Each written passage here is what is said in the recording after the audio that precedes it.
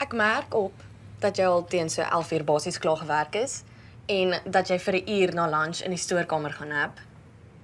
Jy gebruik AI om jou e-mails te antwoord. Maar is effektief. Ek merk jy eet kaal se lunch wanneer jy dink niemand kyk nie. Jy los jou foon van die mikkie af wanneer jy net nie meer lus is vir oproepe nie en ek let ook op dat jy met sommige van jou kollegas flirt. Baie. En ek meen ja, baie keer flirt hulle terug, maar die ding is hulle is nie in 'n verhouding nie, jy is. So check dalk net jou performance want miskien kan jy bietjie beter.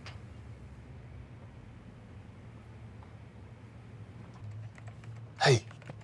Kan ons gaan chat? En even op.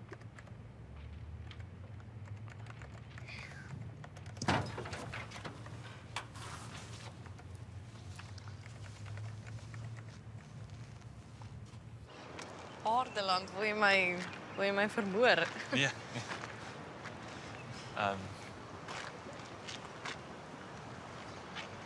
Is het gou?